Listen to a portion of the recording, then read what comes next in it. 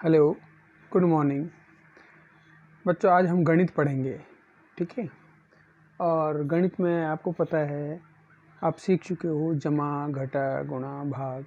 ये हम पहली से लेकर 5वीं कक्षा तक अच्छे से सीख चुके हैं। तो गुणा, भाग, जमा, घटा, ये सब चारों चीज़ें आपको आती हैं। इनको गणित की भाषा में संक्रियाएँ कहते हैं, ठीक है। ये 4 संक्रियाएँ मेन, जमा, घटा, गुणा, भाग, जो हमें हर सवाल, जो भी सवाल है उसको सॉल्व करने के लिए इसकी ज़रूरत होती है। क्या हम सोच सकते हैं कि कोई सवाल हमें सॉल्व करना हो और उसमें जमा, घटा या गुणा, भाग इनमें से कोई चीज़ ना करनी पड़े? ये पॉसिबल नहीं है। हर सवाल को सॉल्व करने के लिए इनमें से कोई ना कोई चीज़ या ज़्यादा से ज़्यादा, ये चारों भी उसमें यूज़ होती ही हैं। इनके बगैर तो सवाल कोई भी सॉल्व नहीं हो सकता। तो हम सबसे पहले इन संक्रियाओं के बारे में संक्षिप्त में आपको मैं पहले बताता हूँ। देखो, बचपन में 5th क्लास तक आपने जमा, घटा, गुणा, भाग सारे सीखे हैं। ये देखिए, जमा 308 जमा 296, इसको आप आराम से हल कर सकते हैं, सबको आता है। 672 को घटा करना है, इसमें से घटा करना है 348, ये आराम से कर लेंगे, हासिल का सवाल है। ये गुणा है, ये भाग है, ये एक एक करके हम सबको हल आराम से कर सकते हैं। लेकिन क्या हो तब जब एक ही सवाल में ये चारों या तीनों या 2 संक्रियाएं एक साथ हमें सॉल्व करनी पड़े, तो हम कैसे करेंगे? ये तो अलग अलग हैं। आपने जमा करनी थी, जमा कर ली, घटा कर ली, गुणा कर ली, भाग कर ली। लेकिन एक ही सवाल में अगर जमा, घटा, गुणा, भाग आ जाए तो आप कैसे सॉल्व करेंगे? तो उसका एक तरीका है।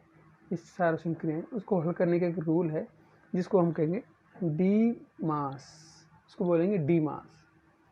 डी मास का मतलब पहले डिवाइड यानी भाग, मल्टीप्लाई यानी गुणा, एडिशन यानी जमा, और सब्ट्रैक्शन यानी घटा। अगर ये चारों चीज़ें अगर किसी एक सवाल में है तो सबसे पहले हमें क्या करना है, फिर दूसरे नंबर पर क्या चीज़ करनी है, तीसरे पे, चौथे पे कैसे कैसे करना है, वो एक रूल है। किसी सवाल में अगर 4 चीज़ें हैं, ये चारों ही जमा, घटा, गुणा, भाग हैं एक ही सवाल में, तो सबसे पहले हम उसमें से भाग करेंगे। भाग करने के बाद फिर जो संख्याएं बचेंगी उनमें जो निशान होंगे जमा, घटा, गुणा के, उसमें फिर हम गुणा करेंगे। फिर हम जो बची हुई संख्या हैं उनमें हम आपस में जमा करेंगे और सबसे लास्ट में घटा करेंगे। ये एक रूल है। ऐसा नहीं किसी सवाल में हम सबसे पहले जमा कर लें या घटा कर लें, सवाल गलत हो जाता है उससे। मैं एक एग्जांपल इसमें मैंने कर रखे हैं। देखिए, ये 2 सवाल हैं, 6 गुणा 4 भाग 2 जमा 8। शायद दिख रहा होगा आपको। कैमरे को थोड़ा नज़दीक कर देता हूँ मैं। अब देखिए,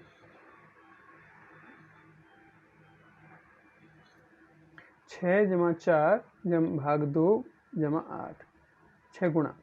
अब इसमें से सबसे पहले 3 निशान हैं, 3 संख्याएं इसमें हमें करनी है, गुणा, भाग, जमा। अब रूल में क्या है, पहले गुणा करनी है, भाग करनी है या जमा करनी है? तो सबसे पहले आ रहा है भाग। इसमें सबसे पहले हम भाग करेंगे। जिन 2 संख्याओं के बीच में भाग का निशान है हमें उन्हें सॉल्व करना है। जैसे 4 भाग 2, उसको हमने निशान लगा दिया ताकि आपको क्लियर हो जाए कि हमें पहले क्या करना है, पहले डिवाइड करना है। जब हम 4 को 2 से भाग करेंगे, 2 दूनी 4, 2 आता है, वो 2 मैंने यहाँ लिखा। 6 गुणा, इसको सॉल्व करके क्या आया, 2, तो 6 गुणा 2 जमा 8, ठीक है। अब यहाँ 2 निशान हैं, 2 संक्रियाएं हैं, गुणा और जमा। अब गुणा और जमा के अंदर देखिए कौन सा पहले है, पहले गुणा है, तो पहले हम इस पर से गुणा करेंगे आपस में 2 संख्याएं जो आपस में आ रही। जैसे 6 गुणा 2, तो 6 दूनी 12, 12 जमा 8, ये हमने मल्टीप्लाई किया। पहले हमने डिवाइड किया, ये वाला भाग इन दोनों के बीच में, फिर हमने गुणा से किया, गुणा मल्टीप्लाई, 6 दूनी 12 जमा 8। अब इसके बाद एक ही निशान रह गया, 12 जमा 8 में जमा का, तो हम इसको जमा कर लेंगे, 12 जमा 8 यानी 20। तो किसी भी संख्या को, एक और संख्या मैंने दी थोड़ी बड़ी अंकों में, ये एक छोटा सा समझाया कि छोटी छोटी, तो कैसे हमें करना है। अगर मान लो ये बड़ी संख्याएं हैं, 312 घटा 140 जमा 210 घटा 195, उसको सॉल्व किया है मैंने। कैसे? इसमें दो निशान हैं, दो संक्रियाएं हैं, घटा और जमा। घटा और जमा में सबसे पहले कौन सी संक्रिया सॉल्व होगी? जमा, पहले जमा आती है। ठीक है, तो जो जमा है जिसके आगे कोई निशान नहीं है वो प्लस का होता है, वो जमा का होता है। एक ये जमा की है और एक ये जमा की है। इनके निशान इसलिए लगाया क्योंकि इनको हमें पहले जोड़ना है, पहले जमा करना है। तो ये मैंने जोड़ के दिखाया हुआ है कि 312 जमा 210, तो ये हो गया 522। हमने इन दोनों को जोड़ करके अगले स्टेप में यहाँ एडिशन कर दिया, अगले स्टेप में 522 लिख दिया। इसमें से अब हमें क्या करना है? घटाना है। दो संख्याएं हैं, एक ये घटा की है, एक ये घटा की है। ये देखिए, माइनस 140 घटा 195। अब हमें क्या करना है? सब्ट्रैक्शन करना है।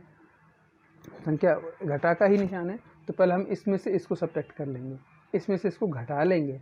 522 में से 140 ये लिखा हुआ है, 522 में से 140 मैंने रफ वर्क कर रखा है। हम यहाँ ऐसे करेंगे, इसमें से घटाएंगे तो बचता है 382।